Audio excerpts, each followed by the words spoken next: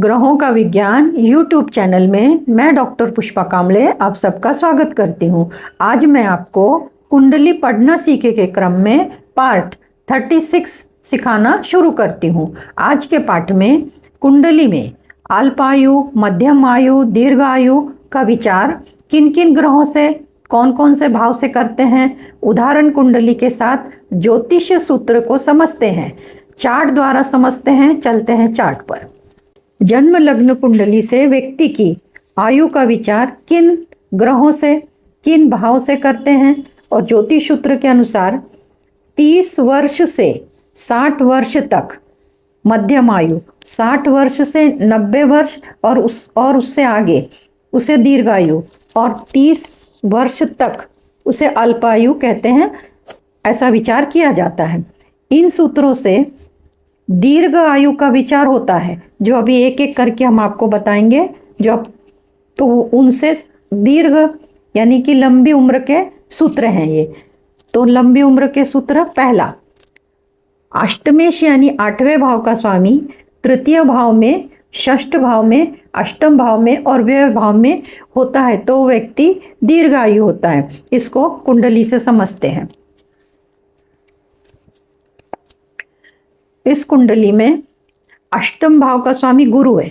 गुरु सूत्र बोलता है, गुरु तीसरे भाव में, तृतीय में, षष्ठ में, अष्टम में और व्यय भाव में, 12वें भाव में, तीसरे भाव में, छठवें भाव में, 8वें भाव में और 12वें भाव में, ये भाव में इनका स्वामी होता है तो वो व्यक्ति दीर्घायु होता है। तो इस कुंडली को चेक कर लेते हैं। अष्टमेश गुरु है। गुरु कहाँ पर है? तो गुरु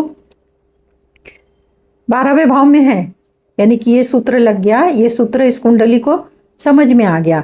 ये इंसान के लिए उम्र लंबी उम्र है, दीर्घायु है। दूसरा सूत्र, जन्म लग्न कुंडली में किसी भी भाव में सिंह राशि में गुरु होता है तो व्यक्ति दीर्घायुष्य होता है, उसको दीर्घ आयु का लाभ मिलता है। कुंडली में गुरु सिंह राशि में, सिंह राशि में गुरु नहीं है, यहाँ पे सिंह राशि में गुरु है। इस कुंडली में सिंह राशि में गुरु है तो ऐसा जातक लंबी उम्र तक जीता है। इस कुंडली में देख लेते हैं। सिंह राशि खाली है। सिंह राशि में गुरु होना चाहिए। सूत्र सरल है। तीसरा सूत्र, अष्टम भाव में तुला राशि, मकर राशि, कुंभ राशि का शनि होना चाहिए। अष्टम भाव में 7 नंबर, 10 नंबर, 11 नंबर और उधर पर शनि होना चाहिए। अष्टम भाव में यहाँ 7 नंबर है पर शनि नहीं है। यहाँ पे 7 नंबर, 10 नंबर और 11 नंबर, यानी कि स्वराशि मकर राशि, कुंभ राशि और उच्च राशि तुला राशि, ये 3 राशि में अगर शनि इधर होता है तो इंसान को लंबी उम्र का लाभ मिलता है। चौथा सूत्र, कुंडली में लग्नेश और गुरु युति में होते हैं तो व्यक्ति दीर्घायु होता है। लग्नेश और गुरु इस कुंडली में देखते हैं। लग्नेश कौन है? सूर्य है। सूर्य चौथे भाग में है और गुरु 12वें भाग में है। युति में होना चाहिए। लग्नेश, यहाँ पे स्वयं लग्नेश ही गुरु है। यहाँ पे लग्नेश शनि और गुरु, तो शनि अलग है और गुरु अलग है। उदाहरण के लिए ऐसे समझते हैं कि शनि और गुरु एक साथ,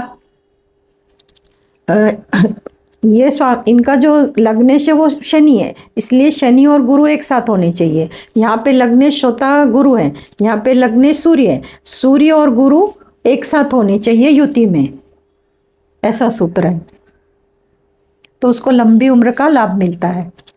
कुंडली में अष्टमेश और शनि की युति होती है तो व्यक्ति को लंबी उम्र का फायदा मिलता है। अष्टमेश और शनि, यहाँ पे अष्टमेश गुरु है। गुरु और शनि युति में, गुरु और शनि यहाँ पे युति में नहीं है, गुरु आगे पीछे है। अष्टमेश यहाँ पे शुक्र है। शुक्र और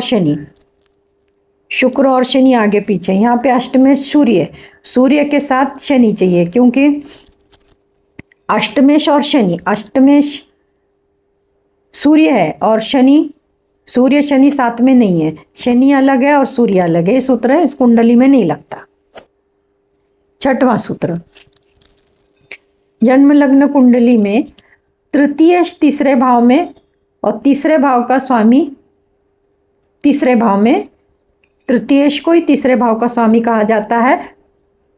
ये तीसरा भाव है कुंडली का। तो तीसरा भाव में तुला राशि है और तुला राशि का स्वामी शुक्र है। ये वाला सूत्र इधर लग रहा है कि तृतीयेश में ही बैठा है। यहाँ पे तृतीयेश वृषभ राशि, इसका भी स्वामी शुक्र है, पर शुक्र आगे यहाँ पे नहीं है। यहाँ तीसरी कुंडली में तीसरे घर का स्वामी गुरु है।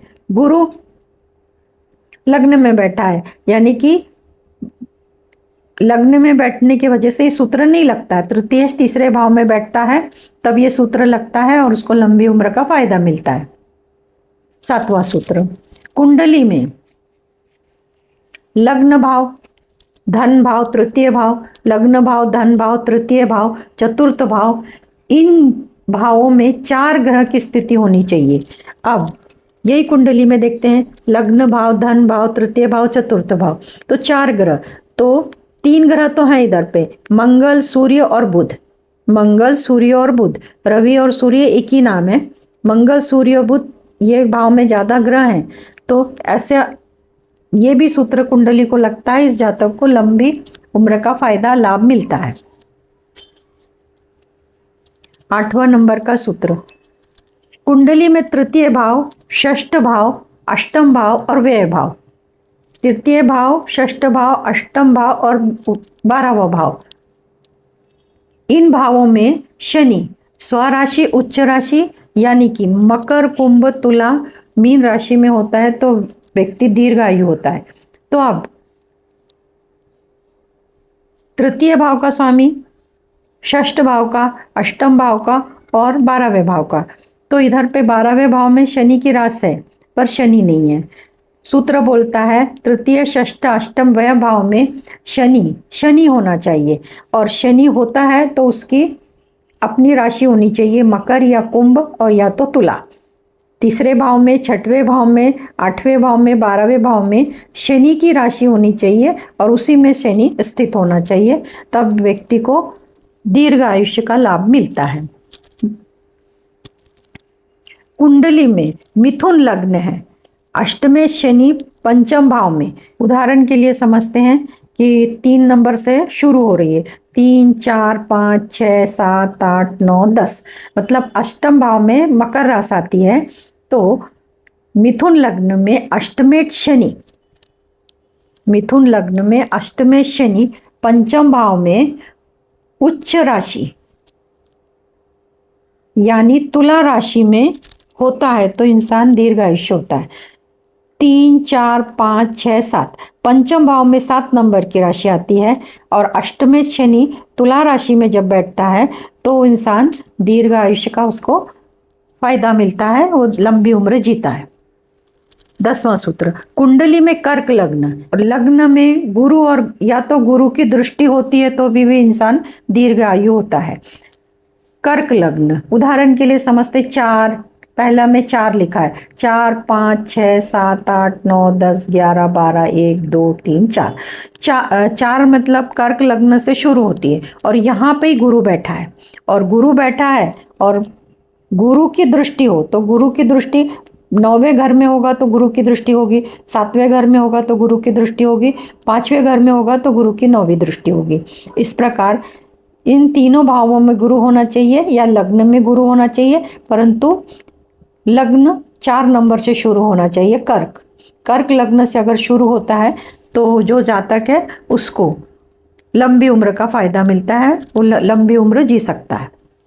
11वां सूत्र, सिंह लग्न, गुरु लग्न में स्थित है या लग्न पर गुरु की दृष्टि है, जैसे 4 नंबर का वैसे सेम 5 नंबर। अब यहाँ पे लग्न 5 नंबर का है, सिंह लग्न है परंतु गुरु स्थित नहीं है, यहाँ पे गुरु स्थित नहीं है। सूत्र ऐसा बोलता है गुरु इधर स्थित हो या पंचम भाव में होगा तो 9वीं दृष्टि, सप्तम भाव में होगा तो 7वीं दृष्टि और नवम भाव में होगा तो 5वीं दृष्टि। इस तरह ये तीनों भाव में गुरु स्थित होना चाहिए लग्न में और लग्न 5 नंबर से शुरू होना चाहिए। ऐसी स्थिति में जातक लंबी उम्र जीता है, यानी कि 90 साल से आगे तक की उम्र का उसको फायदा मिलता है, उपभोग कर सकता है। 12 नंबर का सूत्र, कुंडली में लग्नेश उच्च राशि में, अष्टमेश नीच राशि में होता है तो सरल सूत्र है। लग्नेश उच्च राशि में, सूर्य अब स्वराशि में, सूर्य यहाँ पर मित्र की राशि में है और अष्टमेश नीच राशि में है, तो अष्टमेश गुरु है। तो गुरु 10 नंबर की राशि में अगर होता है तो ये सूत्र जमता है। लग्नेश स्वराशि में या उच्च राशि में, परंतु अष्टमेश नीच राशि में होता है तो इंसान लंबी उम्र जीता है। लग्नेश गुरु है, लग्नेश गुरु अपने मित्र की राशि में, उच्च राशि में नहीं है। सूत्र बोलता है लग्नेश उच्च राशि में होना चाहिए।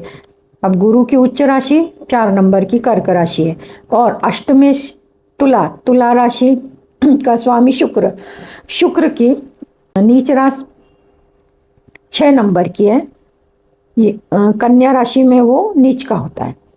13 नंबर का सूत्र, कुंडली में तृतीय तीसरे भाव का स्वामी दशम भाव में होता है तो व्यक्ति दीर्घायु होता है। कुंडली में तृतीय शुक्र होता है, शुक्र की स्थिति अगर दशम भाव में होता है तो उसको दीर्घायु का लाभ मिलता है। इस कुंडली में तृतीय शुक्र है, शुक्र अगर 10वें भाव में बैठता है तो उस जातक को दीर्घायु का लाभ मिलता है। यहाँ पे तृतीय गुरु है, गुरु 10वें भाव में बैठता है तो उसको दीर्घ आयु का लाभ मिलता है। उदाहरण के लिए ऐसे समझते हैं कि 10 नंबर से लग्न शुरू हो रहा है मकर और तृतीय गुरु है, गुरु की स्थिति यहाँ पर तुला राशि में 10वें भाव में है। ऐसी स्थिति में जातक 90 साल से आगे जी सकता है। 14वां सूत्र, लग्न का अंश और चंद्र का अंश बलवान होना चाहिए। अब यहाँ पे लग्न सिंह लग्न है तो लग्न का जो अंश होता है वो 10 से 20 डिग्री के अंदर होना चाहिए और चंद्रमा की भी डिग्री 10 से 20 डिग्री की होनी चाहिए। यहाँ पर भी मीन लग्न है, लग्न की डिग्री 10 से 20 होनी चाहिए और चंद्रमा की भी डिग्री 10 से 20 होनी चाहिए, तब ये बलवान होते हैं। और जब ये बलवान होते हैं तो जातक को लंबी उम्र का फायदा मिलता है। 15वां सूत्र, लग्न भाव और चंद्र ग्रह पर शुभ ग्रहों की दृष्टि होती है तो व्यक्ति दीर्घायु का लाभ मिलता है उसको। अभी लग्न भाव पहला है, ये लग्न भाव, ये लग्न भाव पर शुभ ग्रह तो चंद्र, गुरु, बुध और शुक्र, इनकी किसी भी ये चारों शुभ ग्रह की लग्न भाव पे दृष्टि नहीं है। इन शुभ ग्रहों में से चंद्र पर अशुभ ग्रह की दृष्टि है, मंगल की 8वीं दृष्टि है। ये सूत्र यहाँ नहीं लग रहा है। लग्न भाव पे और चंद्र पर शुभ ग्रहों की दृष्टि होनी चाहिए। यहाँ पे केतु की दृष्टि है, गुरु की चंद्र पे दृष्टि है, यहाँ पे चंद्र के पर शुभ ग्रह की दृष्टि है, पर लग्न भाव पे दृष्टि नहीं आ रही है। लग्न भाव पे दृष्टि नहीं है, चंद्र पर मंगल की और राहु की दृष्टि है। ये मंगल और राहु शुभ ग्रह में नहीं आते हैं, तो ऐसे जातक को ये वाला सूत्र नहीं लग रहा। 16 नंबर का सूत्र, केंद्र में और त्रिकोण में, धन भाव में, अष्टम भाव में शुभ ग्रह होते हैं तो व्यक्ति धन को दीर्घ का लाभ मिलता है। केंद्र में और कोण में, केंद्र ये 4 घर, कोण यानी कि पहला, 5वां, 9वां ये कोण, और धन भाव यानी कि दूसरा भाव, और अष्टम भाव 8वां भाव। इस घर में, भाव में शुभ ग्रह होते हैं। इसी को देख लेते। त्रिकोण में, धन भाव में, तो त्रिकोण तो ये बताया, यहाँ पे धन भाव में राहु है, अष्टम भाव में केतु है, और केंद्र में शुभ ग्रह है, बुध ग्रह है, बुध ग्रह केंद्र में है, कोण में कोण खाली है। यहाँ भी बुध ग्रह केंद्र में है, कोण में शुक्र है और धन भाव में शनि है। सूत्र बोलता है केंद्र त्रिकोण में, धन भाव में, अष्टम भाव में शुभ ग्रह की स्थिति होनी चाहिए, तब ये सूत्र लगता है। तीनों कुंडली में ये सूत्र नहीं लगा। तृतीय भाव, षष्ठ भाव, एकादश भाव, तृतीय भाव, षष्ठ भाव, एकादश, त्रिषडाय, इन भाव में पाप ग्रह होते हैं तो व्यक्ति दीर्घायु का लाभ मिलता है उसको। पाप ग्रह, अभी यहाँ पे शुभ ग्रह है, यहाँ पे कोई ग्रह नहीं, यहाँ पे शुभ ग्रह है, चंद्रमा शुभ ग्रह है, यहाँ भी शुभ ग्रह है, पाप ग्रह होना चाहिए तृतीय भाव में, षष्ठ भाव में और एकादश भाव में, इधर भाव में भाव खाली है, इधर पे केतु है, ये भी भाव खाली है, ये सूत्र नहीं लग रहा है। पर उदाहरण के लिए तृतीय षष्ठ एकादश में अगर पाप ग्रह होते हैं तो दीर्घायु, तो इधर पे शनि राहु केतु होना चाहिए, यहाँ पे सिर्फ केतु है पर शुभ ग्रह है। लग्न भाव में गुरु अंश बल में बलवान होता है तो व्यक्ति दीर्घायु होता है। अब इस कुंडली में गुरु लग्न में है, अगर गुरु की डिग्री 10 से 20 है तो ये वाला सूत्र इस कुंडली में लगता है, क्योंकि कुंडली में लग्न भाव में गुरु होना चाहिए, तो इसमें गुरु नहीं है, इसमें गुरु नहीं है, इसमें गुरु है, परंतु गुरु का अंश बल बलवान होना चाहिए। 10 से 20 डिग्री के बीच में होगा तो अंश बल से बलवान कहा जाएगा। 19वां सूत्र, लग्नेश केंद्र यानी पहला चौथा सातवां, ये पहला चौथा सातवां 10वां केंद्र भाव में स्थित होता है। लग्नेश सूर्य है तो सूर्य चौथे भाव में स्थित है, तो इनको ये सूत्र लग गया कि लग्नेश केंद्र में ही स्थित होना चाहिए। गुरु यहाँ केंद्र में नहीं, गुरु षष्ठ में, ये बीच के भाग को केंद्र कहा जाता है। इसमें अगर नंबर कोई भी लिखा हो पर केंद्र के बाहर है, ये सूत्र इसमें नहीं लग रहा है। यहाँ पे शनि, शनि ये 1 4 7 10 भाव में नहीं है, बाहर है, इसी कुंडली में ये सूत्र लगा। अगर लग्नेश केंद्र में होता है तो उस इंसान को लंबी उम्र का फायदा होता है। लग्नेश और चंद्र कर्क राशि में एकादश भाव में युति में होते हैं तो लग्नेश और चंद्र, अब यहाँ पे लग्नेश सूर्य है और यहाँ पे चंद्र एकादश भाव में है, पर सूर्य भी अगर इधर एकादश भाव में होता तो दीर्घायु का लाभ मिलता है।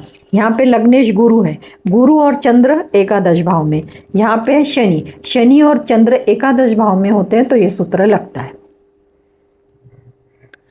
21वां सूत्र, शनि ग्रह का संबंध अष्टम भाव से युति में दृष्टि में स्थिति में होता है तो अब शनि ग्रह, एक तो शनि ग्रह यहाँ पे होना चाहिए, या तो शनि षष्ठ में होगा तो तीसरी दृष्टि डालेगा, शनि द्वितीय में होगा तो सातवीं दृष्टि डालेगा, और शनि एकादश में होगा तो 7 8 9 10 एकादश भाव से वो 10वीं दृष्टि डालेगा। या तो शनि इधर स्थित होने चाहिए, या तो शनि यहाँ पे स्थित होकर इधर पे स्थित होता है एक है और दृष्टि डालता है दूसरे, परंतु जो राशि है इधर पे, यहाँ पे राशि मीन राशि है, मीन राशि का स्वामी गुरु के साथ अगर शनि बैठता है, इस प्रकार भी संबंध बनते हैं। एक और कुंडली से देख लेते हैं। अष्टम भाव, शनि ग्रह का संबंध अष्टम भाव से होना चाहिए। अब यहाँ पे अष्टम भाव में शुक्र है, अष्टम भाव में शुक्र है, परंतु इसको शनि 7वें दृष्टि से देख रहा है। अगर शनि षष्ठ में होता तो तीसरे दृष्टि से देखता, 11th में होता तो 10वें दृष्टि से देखता, और शुक्र के साथ वो शनि कहीं बैठ जाता तो भी ये संबंध हो जाता, यानी कि उसके स्वामी के साथ। यहाँ पे सूर्य, अब शनि यहाँ पर, शनि के इधर दृष्टि नहीं है 1 2 3, और इसका स्वामी सूर्य है, सूर्य द्वितीय भाव में है तो शनि की 7वीं 8वीं 9वीं 10वीं, मतलब शनि की 10वीं दृष्टि सूर्य पे पड़ रही है, तो इसके स्वामी के साथ भी दृष्टि पड़ रही है, तब इसका जाके संबंध बन रहा है। एक तो शनि ने इधर दृष्टि डालना, इसके स्वामी पे डालना, या तो स्वामी के साथ युति में बैठना, संबंध समझ में आ गया। अष्टम में शनि के साथ केंद्र में या कोण में होता है तो दीर्घायु। अष्टमेश इस केंद्र में शनि के साथ, तो अष्टमेश गुरु है, तो गुरु तो केंद्र में नहीं है पर शनि केंद्र में है। उदाहरण के लिए समझते हैं, अगर शनि इसी 3 घर में है या तो शनि के साथ है पर केंद्र में होता है तो ये सूत्र लगता है। अष्टमेश शुक्र है, अष्टमेश शुक्र शनि बीच में केंद्र में चाहिए तो शनि केंद्र से बाहर है, शुक्र और शनि केंद्र में चाहिए। यहाँ अष्टमेश सूर्य और शनि केंद्र में चाहिए तो शनि बाहर है और सूर्य भी बाहर है, पर इस केंद्र में, तब ये सूत्र लगेगा। ऐसे जातकों को लंबी उम्र का फायदा मिलता है। अब ये एक सूत्र है, अब तक जितने मैंने 22 सूत्र बताए ये दीर्घ यानी कि लंबी उम्र के फायदे देता है। उससे हम लंबी उम्र 90 साल से आगे तक देख सकते हैं, 90 साल तक देख सकते हैं, 60 साल के आगे देख सकते हैं। परंतु ये जो 23वां सूत्र है वो ऐसा है, जैमिनी सूत्र, इससे दीर्घायु का तो हमने अभी पता लगाया, पर इस सूत्र से दीर्घ आयु भी देखेंगे, मध्यम आयु भी देखेंगे और अल्प आयु को भी समझते हैं। तो इसके लिए क्या क्या चीज़ हमको ज़रूरत रहती है ज्योतिषी की? पहले तो स्वामी मालूम होना चाहिए। 1 और 8, मेष और वृश्चिक का स्वामी मंगल, वृषभ और तुला का स्वामी शुक्र, मिथुन और कन्या का स्वामी बुध, कर्क का चंद्रमा, सिंह का सूर्य, धनु और मीन का गुरु, मकर और कुंभ का शनि। ये नंबर और राशियां हमने लिखी है, इनको सूत्र में आगे कैसे लगाते हैं। और राशियों में चर राशि चाहिए। चर राशि 1, 4, 7, 10 यानी कि मेष, कर्क, तुला, मकर। स्थिर राशि वृषभ, सिंह, वृश्चिक और कुंभ। द्विस्वभावी में मिथुन, कन्या, धनु, मीन। ये 4 राशियां द्विस्वभावी, इनकी भी जरूरत है इस सूत्र में। सूत्र क्या बोलता है देखते हैं। सूत्र है लग्न और लग्नेश और अष्टम और अष्टमेश। तो लग्न और लग्नेश यानी कि लग्न है सिंह, तो इसका स्वामी सूर्य हुआ, और अष्टमेश मीन राशि है, तो मीन का स्वामी गुरु हुआ, तो अष्टमेश गुरु हुआ, लग्नेश सूर्य हुआ। अब आगे देखते हैं। चर राशि, स्थिर राशि, द्विस्वभावी राशि, इनमें से होते हैं। तो कैसे होते हैं दो देखते हैं। चर, स्थिर, द्विस्वभावी, ये तीनों राशि, तीनों जो भाव हैं, चर, स्थिर, द्विस्वभाव, ये 12 में तो विभाजित है ही है, पर इनको कैसे ढूंढते हैं देखते हैं। अब दीर्घ आयु, मध्यम आयु और अल्पायु के लिए सूत्र है। एक कुंडली है, पहले इस कुंडली से समझते हैं। ये मीन लग्न की कुंडली है, तो मीन लग्न में गुरु लग्नेश हुआ। लग्न पहले समझने के लिए हमने लग्न लिख लिया, लग्न के सामने 12 नंबर लिख लिया, 12 का स्वामी गुरु लिख लिया। अब ये जो गुरु है, गुरु इस कुंडली में कहाँ बैठा है? तो गुरु 5 नंबर की राशि में बैठा है, 5 नंबर की। अब अष्टमेश देख लेते हैं। तो अष्टमेश क्या है? तो 7 नंबर है, तो अष्टम के सामने 7 लिखा। 7 का स्वामी कौन है? शुक्र। अब इस शुक्र कहाँ जाके बैठा है? तो 4 नंबर में। अब हमको ये देखने का है 5 नंबर और 4 नंबर ये स्थिर में आ रहे हैं, किस में आ रहे हैं? तो 4 नंबर चर राशि में आ रहा है, 5 नंबर स्थिर में आ रहा है। पर पहले हम लग्नेश को काउंट करेंगे कभी भी, तो सूत्र में गड़बड़ नहीं होगी। पहला लग्न और दूसरा अष्टम। तो पहला आया है यहाँ पर चर राशि आई है, क्योंकि गुरु जो है वो सिंह राशि में स्थिर है, यहाँ पे स्थिर में आया। 5 इधर स्थिर है और 4 नंबर है जो वो चर में, तो पहले यहाँ पे आएगा स्थिर, यहाँ पे स्थिर आएगा, और दूसरा आया चर। तो ये जोड़ी है स्थिर और चर की। अब ये स्थिर और चर की ये सूत्र है, दीर्घायु, मध्यम आयु, अल्पायु। इसमें सूत्र ऐसा है, चर में चर आता है, लग्नेश चर है, अष्टमेश चर है। लग्नेश स्थिर है और अष्टमेश द्विस्वभावी है। लग्नेश द्विस्वभावी है और अष्टमेश स्थिर है। मध्यम आयु में चर, लग्नेश पहला चर रहेगा और अष्टमेश स्थिर रहेगा। सेम उसी प्रकार बाकी सब। तो ये जो हमको पहले स्थिर और चर मिले हैं, तो हम इधर देख लेते हैं कि भाई ये इसमें है क्या है। तो चर है, स्थिर और चर, स्थिर और द्विस्वभावी है। द्विस्वभावी स्थिर यानी कि दीर्घायु में ये सूत्र नहीं आ रहा। अब मध्यम में देख लेते हैं, चर स्थिर, तो ये स्थिर चर है। तो अब इधर स्थिर चर मिल गया। देखो स्थिर और चर, स्थिर और चर, यानी कि इस जातक को मध्यम आयु का यानी कि 60 साल तक की उम्र का लाभ मिलेगा। मध्यम आयु जिएंगे ये, क्योंकि ये वाला सूत्र यहाँ पर लगा है। अब ये एक हो गया। एक और उदाहरण लेते हैं ताकि और क्लियर हो जाएगा। अब ये सिंह राशि है, सिंह राशि का स्वामी सूर्य है।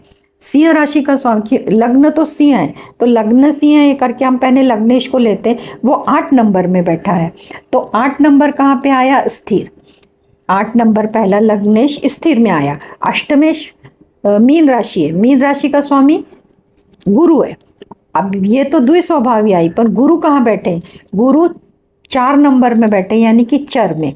तो लग्नेश उनको मिले स्थिर और चर, तो सेम वापस भी यही मिला। इस कुंडली में भी यही सूत्र लगा कि लग्नेश स्थिर राशि में बैठा है और अष्टमेश चर राशि में बैठा है। तो और एक ले लेते हैं, लग्नेश मीन लग्न है, लग्नेश गुरु, गुरु यहाँ पे स्थिर लग्न में बैठे हैं। लग्नेश, वापस यही सूत्र मिल रहा है, लग्नेश स्थिर में बैठे हैं और अष्टमेश जो है शुक्र, शुक्र चर लग्न में बैठे हैं। इसे कुंडली में और देख लेते हैं। लग्नेश जो है वो है शनि, शनि 2 नंबर, वो भी स्थिर लग्न में बैठे हैं। और अष्टमेश सूर्य, सूर्य 11 नंबर, तो 11 नंबर किस में आ रहा है, स्थिर में आ रहा है। तो अब लग्नेश शनि जो है 2 नंबर, तो ये भी स्थिर में आया और अष्टमेश भी स्थिर में आया, क्योंकि 2 नंबर भी इसमें भी है और 11 नंबर में भी सी, तो दोनों स्थिर स्थिर हो गए। तो अब ये दोनों स्थिर स्थिर कहाँ पे हैं, चर चर है, इधर स्थिर स्थिर नहीं है, स्थिर स्थिर नहीं है, यहाँ पे है, यहाँ पे लिखा है अल्पायु स्थिर स्थिर जब आता है तो इस जातक को अल्पायु का लाभ मिलने वाला है। ऐसे करके सूत्र, एक और उदाहरण ले लेते हैं तो क्लियर हो जाएगा। ये धनु लग्न है, तो इस धनु लग्न में जो लग्न का स्वामी है वो लग्न में बैठा है और मतलब उसी की द्विस्वभावी यानी कि 9 नंबर है, समझने के लिए द्विस्वभावी राशि है, ये 9 नंबर द्विस्वभावी राशि। अष्टमेश देख लेते, अष्टमेश कौन है, 4 नंबर, 4 का स्वामी कौन है, चंद्रमा, चंद्रमा भी द्विस्वभावी में बैठ गया, 9 नंबर में ही बैठ गया, इसमें ही बैठ गया। ऐसी स्थिति में द्विस्वभावी और द्विस्वभावी ढूंढ लेते हैं।